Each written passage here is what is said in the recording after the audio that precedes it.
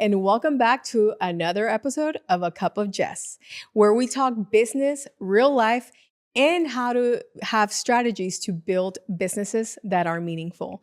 Today, we have Cecilia as a guest, and I'm excited because I actually met Cecilia at a venture capital event, and I was so intrigued about her startup and also how she started the business, and now she has a successful brand that she's going to tell us about now. So Cecilia, welcome. Tell us. Thank you how so are much, you? Jess. I'm doing great. How are you? I am amazing. I'm happy to be here. It's end of tax season, so Yes. I am enjoying this podcast because we have amazing people like you that we love to bring and, just getting to know you and how everything started.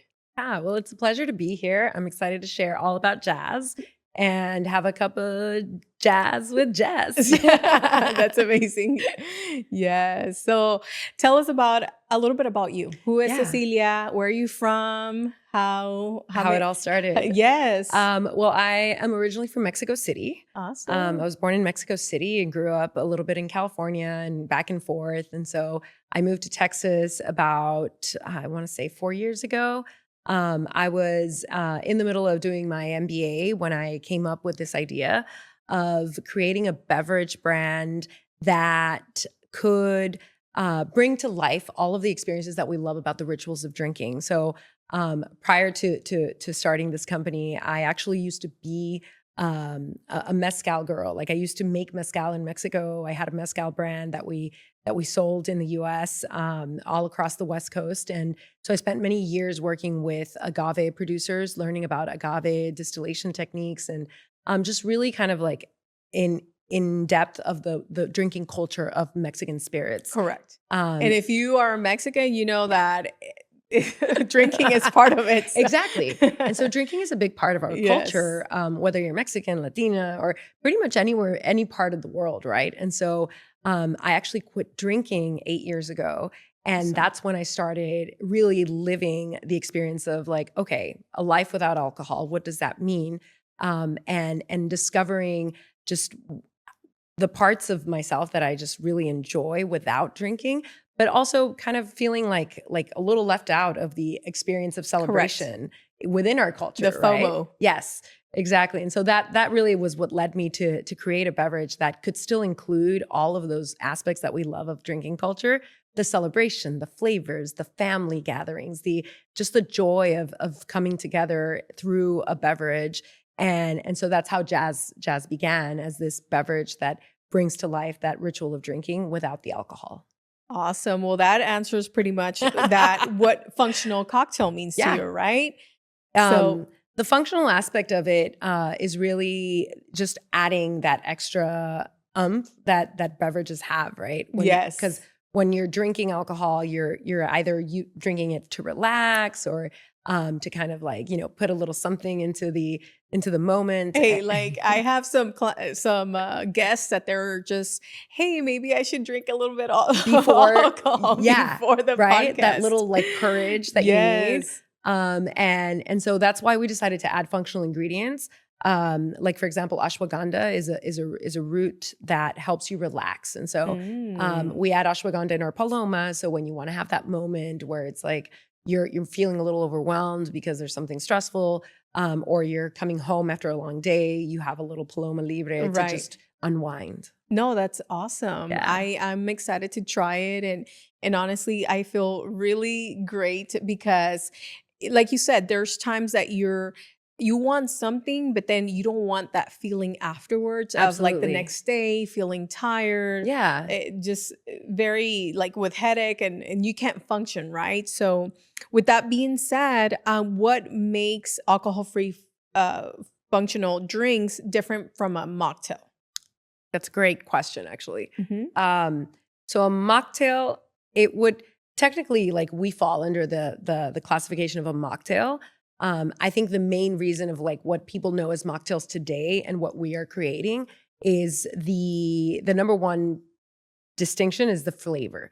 Mocktails, as we know them, if you go to a restaurant and you order a mocktail, usually it's going to be like fruit juice and sugar. And sugar. Which I was just checking because Yeah. I think that also sugar, it's also an implement like that. Yeah. Makes a difference. It does. And so when you just have a mocktail, usually it's underwhelming because if it's the sugar or it's just fruit juice with a couple of other You're drinking your calories. Yeah, exactly. You're drinking your calories, but it doesn't taste good. Right. Or it's not as exciting. Mm-hmm. And so what we made with Jazz to differentiate ourselves from that is we started thinking about a cocktail as like, what are the components of a cocktail?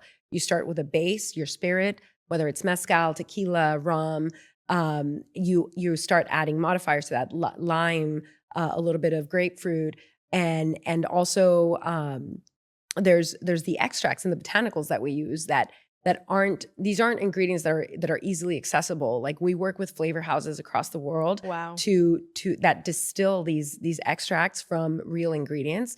And so we use cinnamon extract, anise extract, a little bit of black pepper extract, things that aren't easily made. And so that's why a mocktail is not as sophisticated as it should be. And we have the ability to blend these extracts, these botanicals, with real fruit juice, with real functional ingredients like the ashwagandha or the lion's mane mushrooms that we use in our carajillo. And we create a concoction that we can actually call a cocktail, but it's alcohol-free. And so the cocktail is still real cocktail, not a mocktail as someone would call it, but the functional aspect of it is still there. And so you can drink a carajillo, which has caffeine, it has lion's mane for focus, or the mojito with yerba mate, which gives you a little bit of that uplifting sensation. And I know you brought us some samples here. So we have the Carajillo Texas, the Paloma Libre. Yes. Love the names. And Mojito Fresco. How did you come up with the names? We started with a Paloma. We wanted it to be, since it's modeled, the inspiration behind it is a mezcal Paloma. We wanted to give it a distinction that also symbolizes kind of like the moment of like drinking alcohol free, which is libre de alcohol. Yes. We called it the Paloma Libre just to give it a little extra. And the Mojito Fresco, we feel it very fresh, like mint and lime. These are ingredients that kind of wake you up in the morning. And so so you can have a Mojito Fresco in the morning or a Carajillo Texas without feeling guilty. Exactly. And the Carajillo Texas, we called it Texas because we're in Texas.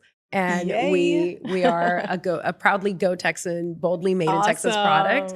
And we also added pecan to the flavors. And so this one is our latest introduction into the market. And it really is kind of like our ode to where we are.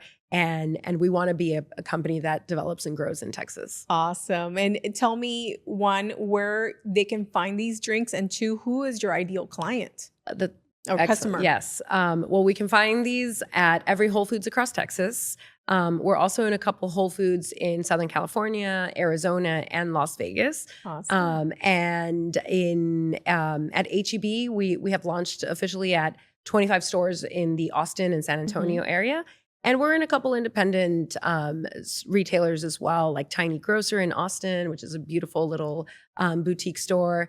And you can also find them online. We sell through our website directly at drinkjazz.com and Amazon as well. Awesome. And what about social media? Where can they follow you? So we are on Instagram and TikTok as at drinkjazz, and that's jazz with JAS. And do follow us on both of our platforms, because we're always partnering with local events. We've sponsored a lot of local Pilates events here in the Houston area, Austin and Dallas as well. So we're constantly looking for opportunities like that to pop up and share our drinks with consumers. And speaking to our ideal customer, it's usually people that want to still enjoy all of the flavor of life, but also are mindful of how they take care of themselves. Right. They're thinking about wellness in very intentional ways. So thinking about what they're putting into their body, but they still want to be present in all of those activities that involve social occasions. And that's awesome because honestly, like you can just have a party, and if you're Oh, just yeah. not drinking, just bring a pour 4-pack. a Yeah. 4-pack. Is this only a 4-pack is It's what you sell? Or usually you have- find them like this in Okay. the 4-pack. We are working on a mixed pack of 6, so you can try all 3 flavors at once. But right now you can buy them in the 4-packs, and in certain stores they might have them in the individual cans. Oh, awesome. Yeah. So if in case you just want to try To one, just exactly. go ahead and get it. So Yeah. I since we already spoke about the product, right? I met you at a venture capital event. And as well as me, we're a startup. We are a tech company that we are starting to build. Well, we have built the fintech app. But how do you go as a business owner and from the idea to the product? Yeah. How was that process? Well, I think it all starts with just figuring out, like, honestly, people ask me this all the time. It's like, how do you put a product out into the market? And I always say, like, just Google, like, You have all the tools. it sounds very ridiculous, Yes. but I started just asking questions, and like what you say Google, but it's really just asking questions. Asking questions. of Who else like, is doing it? Yes, who else is doing this? What products are there out there that are similar to what I'm trying to create? I when I started, I didn't really know if it was going to be a cocktail or it was going to be a non-alcoholic wine or a non-alcoholic spirit. Okay. But I figured that, like, kind of getting to the root of the problem, like it was like, okay, there's non-alcoholic wines in the market, but none of them really taste good. So I'm like, am I as a consumer going to go out and buy them? Probably Correct.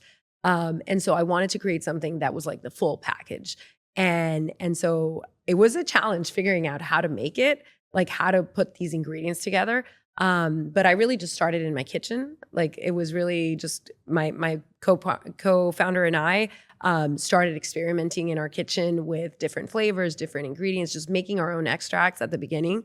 And then going into like researching where are these facilities that exist in the world that actually make these kinds of products, and then finding a right partner to really bring it to life in a commercial way. 2 things. She mentioned about idea started in her kitchen, and it's not easy. It takes time. And 2, it's finding the right partners. Yes. Which is huge because any business, even if you're going to go by yourself, start a business by yourself, or if you want to have that partnership, having the right partner in business is everything, because if not, it will not work, and it's going to take you to a bankruptcy. You know? And it takes, finding the right partner is not easy. And it's a trial and error and many times. So we tried different co-manufacturers. And so I think, just adding to what you said, it's being flexible as well.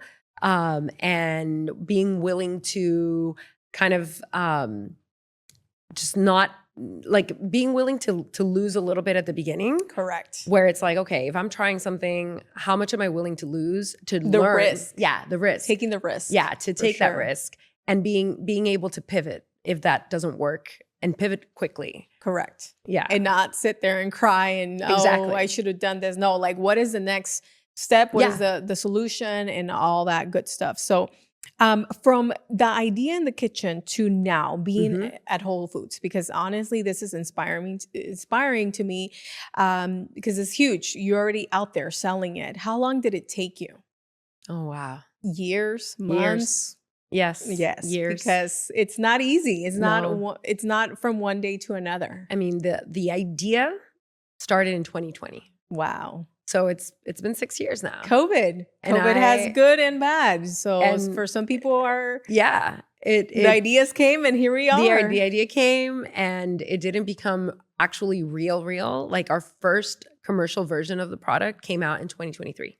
Awesome. I Yeah. am so proud of you, Yeah. honestly, like Thank as a you. Latina founder, you have your product. That's why whenever I met you, like we connected. I'm like, Yeah. I would love And to I have didn't you have at the cans with me podcast. at that moment. I was like, oh, I wish I try to Yes. have them all the time. And like sometimes it's just hard. But yeah, I'm Yes. so glad that we met. No, I'm here all for it, to celebrate with you as well your wins, because we have to support each other as founders, our startups, or if you just have a business idea, just do it. So for somebody out there, young, the young generation that maybe they have an idea, they have a startup, what would you advise them, I or think, an advice? yeah, it's really, if you have an idea and you're passionate about it, um, I would say the best advice is just, share that with other people and see if you can infect them with your passion, because that's kind of like the first validation for your idea.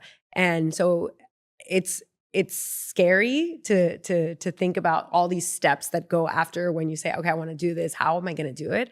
Even if you don't know how to do it, like just move forward, because you will figure it out, and you don't have to have it all figured out to begin. Correct. And that's really the biggest advice I can give anyone, is just like, you don't have to have it all figured out to start. Just start. Yes. So you already know, if you have an idea, just start. Just put it out there. Yes. And then another question I had is, did you have any venture capital? No. Are you raising money? We started bootstrapping everything. I mean, Awesome. starting in our kitchen. Literally, it was like we just bought ingredients and started making things by ourselves, figuring out if people wanted to buy it. And then as it starts growing, yes. Now I'm raising a seed round right now, and so I've raised a couple of checks from angel investors. We're not quite at the VC level yet, but we do have angel investors, people who have believed in the mission, believe in me as a founder, and we're about to close a round, which is meant to fund that next stage of growth, which is supporting our expansion in retail. Yes, thank you. I'm so happy, because I am, someone that knows what it takes, what you have to do, your pitch decks and everything, for you to be able to get someone that sees the product and believes in you, and they're like, here's a check. I know. That is a blessing. It's so hard. Congratulations. Thank you. I wish you all the success. Please, if you are watching this episode or hearing us, go ahead and support. They like Cecilia said, you can find them in Amazon, Whole Foods, or follow her on Instagram, social media, because as Latinos, we got to support ourselves too. Yeah. And I was thinking, maybe we do a giveaway for your audience. Oh, that's awesome. Do you want to set the rules? Yeah. I mean, probably just follow my account at Drink Jazz on Instagram. Follow your account on the podcast. We'll put them under. Yeah, we'll put them under. Maybe, yeah. So we'll do that. We'll do a little giveaway. We're going to go ahead and, Cecilia's going to go ahead and do a giveaway. Please, you'll see the rules in the bottom of this video. So that way we can, probably announce the winner. Maybe in social media. Yeah, Instagram? we'll announce it on Instagram. We'll give away some cans, and just you guys have to try it. Keep following. Cecilia, I wish you all the best. Thank you so all much, the success, Jess. and I am here to see your growth and just keep going. Cheers. Salud. Thank you so much for being here. So, hey guys, so stay tuned and remember to follow us on Instagram and YouTube. Ciao.